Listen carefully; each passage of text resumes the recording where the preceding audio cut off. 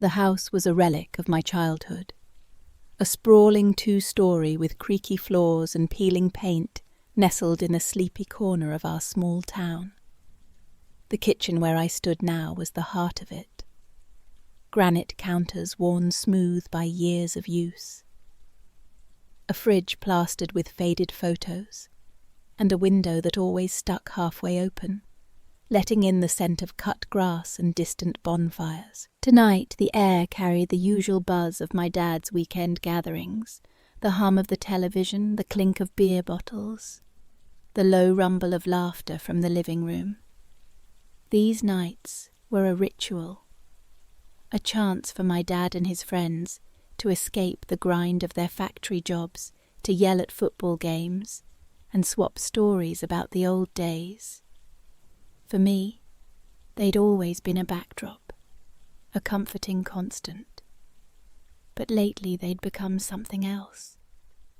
Something charged, dangerous alive. I leaned against the counter, my fingers tracing the familiar grooves in the granite. My mind restless. The lights were dim, casting long shadows across the tile floor, and the breeze from the open window did little to cool the heat building inside me. I'd grown up around these men, my dad's friends, fixtures in our lives since I was old enough to remember. They'd been at my birthday parties, my high school graduation, the summer barbecues, where they'd toss me into the pool and laugh when I squealed. They were supposed to be safe, familiar, like family. But somewhere along the way, that familiarity had twisted, turning their glances into something heavier, their presence into something that made my pulse quicken. Maybe it was them, or maybe it was me, searching for a way to break free from the monotony of this town, this life. Mark's pace slowed, and then he stopped. He drew back just enough to make me look up. His eyes, steady, unreadable, a faint glint of something I couldn't place. "They're here," he said. His voice calm as ever, a low rumble that sent a shiver through me. "Now the real fun starts." With that, he left to greet them, his footsteps fading down the hallway toward the front door. I stayed where I was, my heart thudding, the air suddenly thicker, heavier. Mark wasn't like the others. He was quieter, more deliberate, the kind of man who didn't need to raise his voice to command a room. His dark hair was streaked with grey, his face lined from years of hard work, but there was a strength in him, a steadiness that drew me in. I'd known him forever back when he was Uncle Mark, slipping me extra change for the ice cream truck. But the way he looked at me now was different, and I wasn't the same naive girl anymore. Moments earlier, his hands had been firm on my waist, moving against me with a slowness that felt like he had all the time in the world. I was perched on the kitchen counter, my dress bunched up around my thighs, my body pulled close against his. My breath caught as I struggled to stay quiet, every nerve alive under his touch. The game blared from the living room. My dad and his friends shouting at the screen just 20 feet away, their voices a chaotic mix of cheers and curses. The risk of it all, the clinking glasses, the laughter, the rise and fall of their arguments, made my pulse race faster. A thrill that bordered on panic. Mark, one of my dad's closest friends, was older, his presence steady but charged, every motion intentional, every shift filled with control. He moved like a man who knew how to take his time, and that was exactly what drew me to him. His breath brushed my ear, warm and deliberate, cutting through the noise from the other room. "You like this, don't you?" He whispered, his voice rough and low. A question that wasn't really a question I couldn't speak.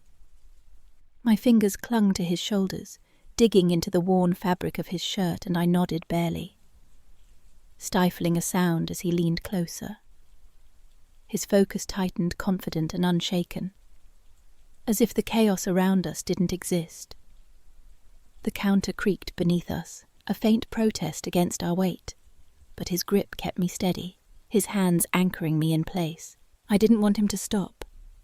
The sounds from the living room, cheers for a touchdown, groans at a bad call, the clink of bottles against the coffee table, only heightened the moment, blurring the line between fear and exhilaration. My dad was right there. So were his other friends. And I was tangled up with one of them, unwilling to let go. I covered my mouth, my breath, trembling, barely holding myself together. Mark's attention never wavered. If anything, he seemed more drawn in by how close we were to being caught. His eyes locked on mine, a faint smirk tugging at his lips, as if he knew exactly how much I was struggling to keep quiet. He was in control, not just of me, but of the moment, the risk, the entire room. Then he froze. I looked up, my breath sharp, my heart lurching. James stood in the doorway, one of my dad's oldest friends, the loudest of the three, always cracking jokes that made everyone groan. Now he was completely silent, his eyes fixed on us, unblinking, his usual grin replaced by a quiet intensity. Mark stepped back, straightening up his expression, unreadable. "Go," he muttered, his voice low but firm. I slid off the counter, my heart racing, heat pulsing under my skin, and hurried upstairs, my legs shaky beneath me, the hem of my dress brushing against my thighs. I collapsed onto my bed, still flushed, my dress clinging to my legs like a second skin. My pulse hadn't slowed. The energy Mark had ignited still hummed under my skin. A restless current. I couldn't shake. The sounds of the game drifted up from downstairs. Shouts, laughter, the occasional clink of a bottle against the coffee table. I stared at the ceiling, my mind replaying every moment in the kitchen. Mark's hands steady and sure, his voice rough with intent. The way he'd looked at me like I was the only thing in the world that mattered. I'd always known there was something about him, something that made my stomach twist in a way I couldn't explain. He wasn't loud or flashy like James, nor did he have Ethan's easy charm. Mark was steady, deliberate, the kind of man who made you feel like you were standing on the edge of something dangerous and exhilarating. I rolled onto my side, pulling my knees up, trying to make sense of what had just happened. I wasn't naive. I knew what I was doing, knew the risks, but there was a part of me that craved it.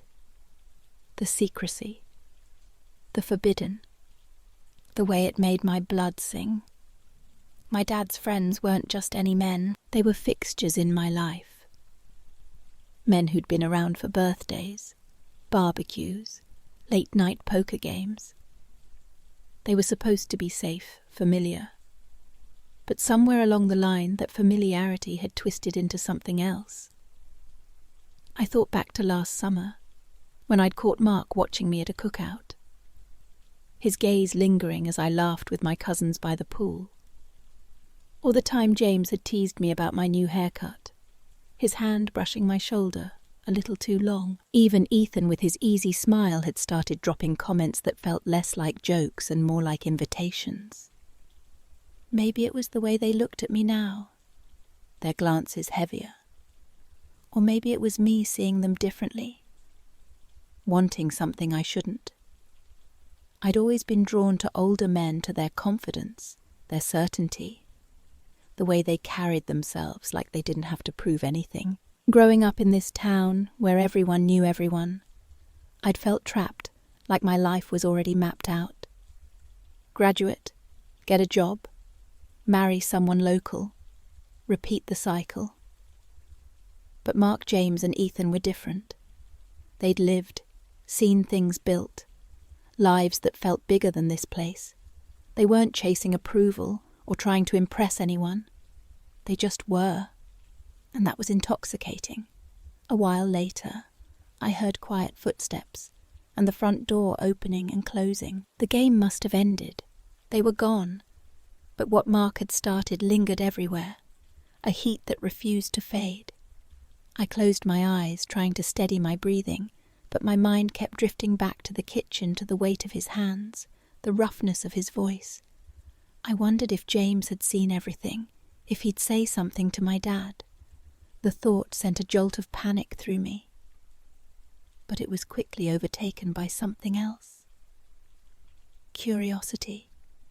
Anticipation. James hadn't looked angry or shocked. He'd looked interested, his silence louder than any words. The next day, just after noon, my phone buzzed on the nightstand. I grabbed it, my heart skipping when I saw the message from James. "You looked good last night. Want something even better?" I stared at the screen, my cheeks warming, as I remembered how he'd stood in the doorway, his usual grin replaced by that quiet intensity. He hadn't told my dad, hadn't said anything at all. But now he was saying exactly what I wanted to hear. "Come by. I'll make it worth your time." James had always been the bold one, the loudest of the three, his jokes and teasing a constant at every gathering. He was the one who'd make everyone laugh with a story about his wild college days or some ridiculous prank he'd pulled at work. But this was different, pointed direct. Like he knew. I'd say yes. And he was right. I sat on the edge of my bed, my fingers hovering over the keyboard. I should have hesitated. Should have thought about the consequences, my dad. My reputation, the life I was risking. But all I could feel was the pull, the same restless energy that had driven me to the kitchen with Mark. I had a weakness for men like them, men who carried themselves with a confidence that came from years of knowing exactly who they were. Mark had lit a fire in me and James was about to fan it. I typed a quick reply. "Okay." When, and hit send before I could change my mind. I didn't bother with excuses. I told my dad I had errands to run, then got dressed without overthinking jeans.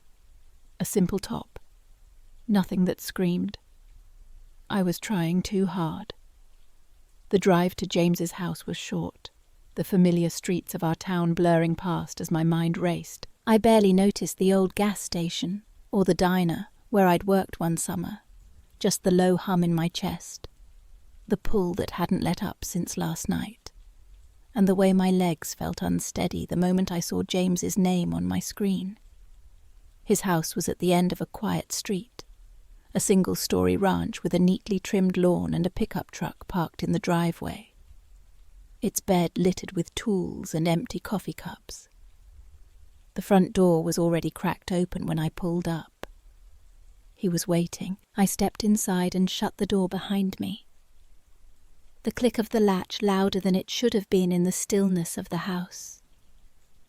James was on the couch, one arm resting across the back, watching me with the same intensity he'd had in the kitchen.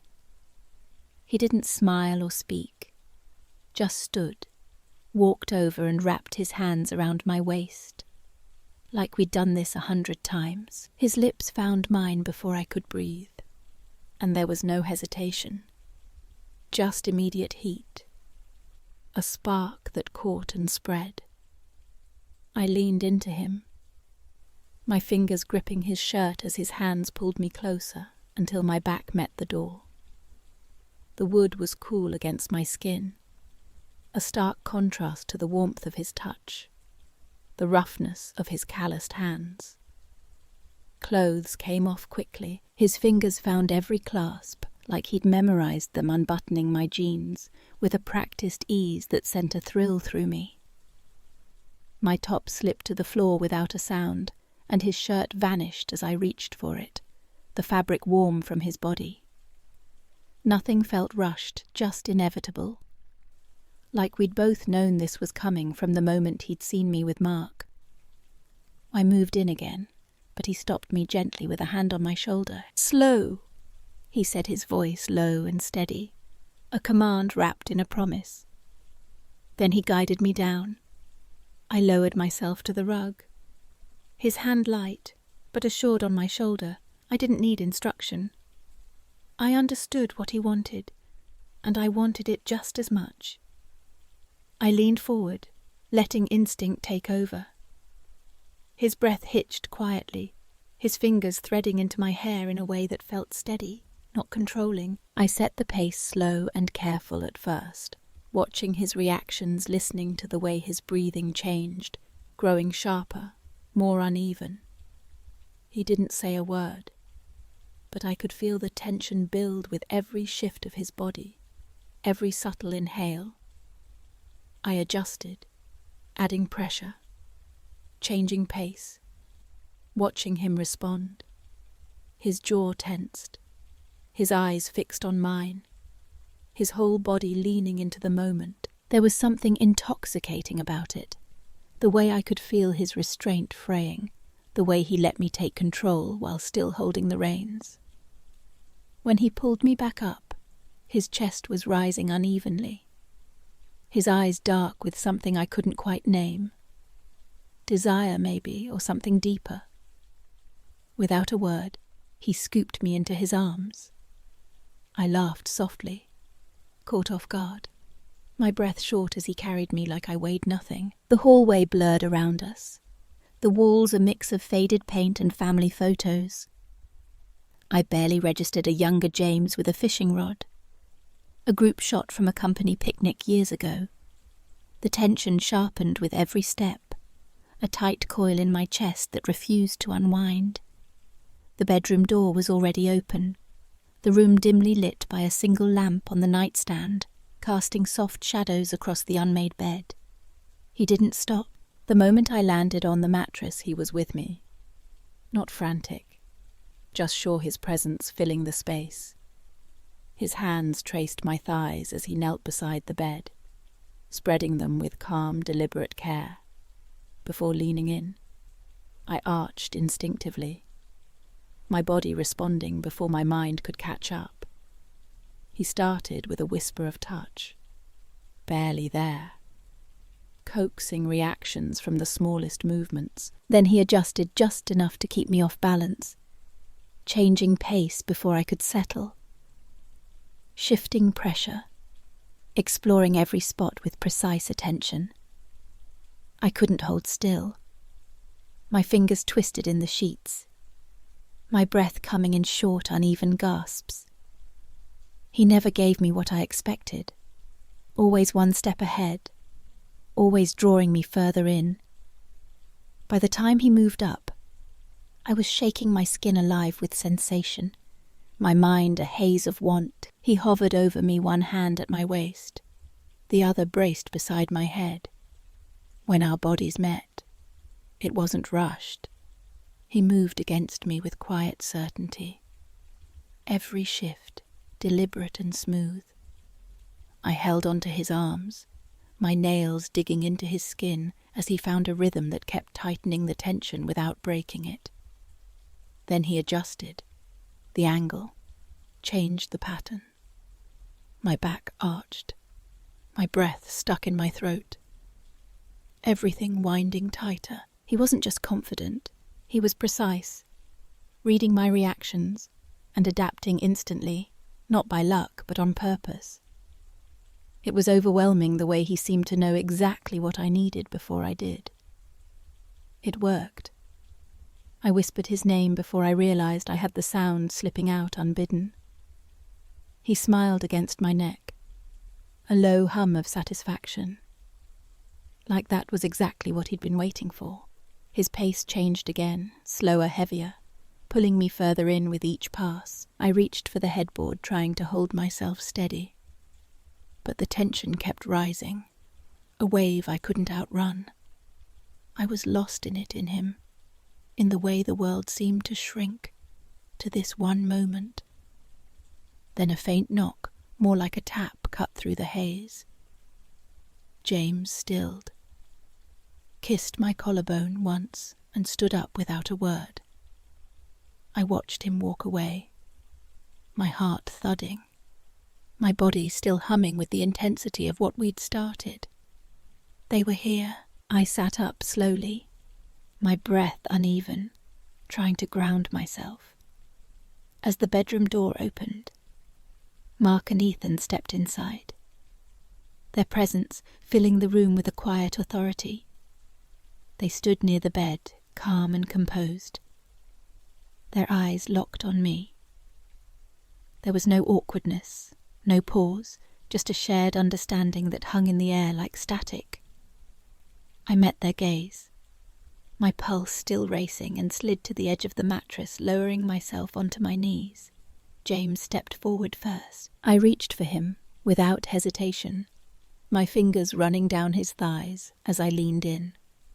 His breath slipped out sharp and quiet, one hand brushing my cheek in a gesture that felt almost tender. Mark moved in beside him, his presence steady, familiar, a reminder of the kitchen the night before. I welcomed him with the same ease, one hand moving to him while the other kept its rhythm with James. I alternated, gently shifting focus between them, reacting to their movements, the way their breathing changed, growing heavier, more urgent. Ethan stepped in, last, his easy charm replaced by something sharper, more focused. I looked up at him, then leaned in, planting a soft kiss just above his hip. His hand landed on my shoulder, light but firm, grounding me as I kept the motion going, circling between them, maintaining the rhythm as their restraint started to wear thin. When they lifted me, my whole body buzzed alive with anticipation. James and Mark moved in sync, one beneath my arms, the other under my knees, their hands steady and sure. They lowered me onto the bed like I was nothing but breath and weightless heat, their touch, both commanding and careful. Ethan stepped between my legs the moment I settled, his eyes locked on mine. "Finally my turn," he said, his voice low, a hint of a smile playing at the edges. I didn't speak, just waited, my body already attuned to his presence. He leaned in with care, adjusting my position with one hand at my hip and the other behind my knee. I gripped the sheets as he began to move, measured and grounded, pulling me into his rhythm, without force. James leaned down, his mouth at my collarbone, his breath skimming across my skin, warm and teasing. Mark knelt beside me, brushing hair from my face, as he brought himself close again. I opened to him without hesitation, my lips parting as he guided me. Ethan never faltered. His movement stayed calm and steady, a counterpoint to the chaos of sensation building around me. James's lips travelled lower, tracing a path that sent shivers through me, each touch deliberate, calculated. Mark brought my hand back to him, his touch gentle but insistent. Guiding me without words, I was surrounded. Hands, mouths, breath, motion. The world narrowed to this room, this moment. The tangle of bodies and desires I couldn't keep track, and I didn't want to. Every touch, every sound pulled me deeper, erasing the boundaries between us. When Ethan pulled back, the shift was seamless, a choreography born of instinct. James and Mark moved again, lifting me mid-air, one holding my back, the other my legs.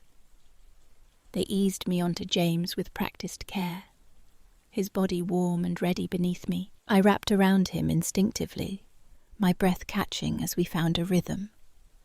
Then Mark stepped in behind his hands, landing at my hips, holding me in place with a firmness that grounded me. What followed was slower, heavier, a deliberate build that left me gasping. My head dropped back against Mark's shoulder, a rush of air escaping me. No sound. The motion between them, locked into one steady rhythm, their movements perfectly synchronized. I was held moved, surrounded my breath, fracturing my pulse, racing, everything tangled in theirs, a current I couldn't escape and didn't want to. When they finally lowered me again, I was trembling, my body a live wire. But Ethan was already waiting, lying back, ready, his eyes fixed on me with an intensity that made my breath catch. I climbed over him, palms braced on his chest, my legs shaky beneath me. He caught my hips, his hands steady as he studied me, his gaze piercing, almost searching. I began to move with him, a gradual rolling rhythm that built with every shift. James returned behind me, his hands circling my waist, anchoring me as he pressed in closer. Each movement from him tightened the pressure between me and Ethan, a delicate balance that threatened to tip me over the edge. Then Mark stepped forward, his presence a quiet command. I welcomed him again, bringing him into the rhythm with us, my body moving instinctively to accommodate them all three together. Thought vanished, time stretched. I let go of everything, every doubt, every fear, every inch of restraint, every breath, every sound, every inch of me was wrapped in them. I didn't care where one ended and the next began. Ethan was first, his breath caught hands gripping tighter as his body went still, a low groan escaping him. James followed his rhythm, faltering a sound low against my shoulder, before he slowed his hands tightening briefly on my waist. Mark pulled back last, his breath stuttering, his gaze locked on mine as the air around us went quiet. Stillness fell heavy and complete. I collapsed onto Ethan, my body weak lungs searching for air. My limbs were useless, my skin flushed and buzzing with the aftershocks of what we'd done. No one spoke. They stood around me, present, grounded, watchful, their breathing slowly steadying. I stayed where I was, eyes half closed, unsure how much time had passed. The room was warm, the air thick with the scent of sweat and skin. Then I felt it, a familiar touch at my waist, a shift behind me, a presence I already knew, leaning in slow, patient, certain. My eyes opened, my breath catching. It wasn't over. I didn't hold back. I gave them everything I had and they didn't let it go to waste. The night stretched on a blur of touch and heat, each moment building on the last. When it finally ended, I was spent, my body heavy with exhaustion, my mind quiet for the first time in days. They left one by one, their footsteps soft against the hardwood floor, the front door clicking shut behind them. I stayed on the bed, staring at the ceiling, the silence of the house settling around me like a blanket. The world outside was still the town, asleep, unaware of the lines I'd crossed. The next morning I woke to sunlight streaming through the curtains. My body sore, but alive in a way I hadn't felt before. I moved slowly, pulling on a sweater and jeans, my mind still tangled in the events of the night before. I couldn't shake the feeling that I'd stepped into something irreversible, a secret that would hang over me like a shadow. But there was no regret, only a quiet curiosity about what came next. I made coffee, the routine grounding me, and sat at the kitchen table staring out at the backyard, where my dad's old grill sat rusting in the corner, a relic of simpler times. My phone buzzed, pulling me out of my thoughts. It was a message from Mark. "You okay?" Simple, direct, but it carried a weight that made my chest tighten. I stared at the screen, my fingers hovering over the keyboard. Was I okay? I didn't know. Part of me felt alive, electric, like I'd finally tapped into something real, something that made this small life feel bigger. But another part was terrified of my dad, finding out of what this meant for me, for them, for the fragile balance of our lives. I typed a reply. "Yeah, you and Hit. Send my heart thudding." His response came almost immediately. "Good come by tonight if you want." My breath caught the pull, returning stronger than ever. I set the phone down, my hands trembling slightly, and looked out the window again. The world outside was the same as it had always been. Quiet, predictable, safe. But inside me, something had shifted, and I wasn't sure I could go back. That afternoon I met my friend Sarah at the diner, a ritual we'd kept since high school. She was the one person I could talk to about almost anything, but today I felt guarded, like I was carrying a secret too heavy to share. We sat in our usual booth, the vinyl seats cracked and peeling, the air thick with the smell of fries and coffee. Sarah sipped her milkshake, her eyes narrowing as she studied me. "You're acting weird," she said, her voice half teasing, half concerned. "What's going on with you?" I forced a smile, stirring my coffee to avoid her gaze. Nothing, just tired, but Sarah wasn't buying it. She leaned forward, her voice dropping. "Come on. I know you. You've been distracted for weeks. Is it a guy?" My stomach twisted.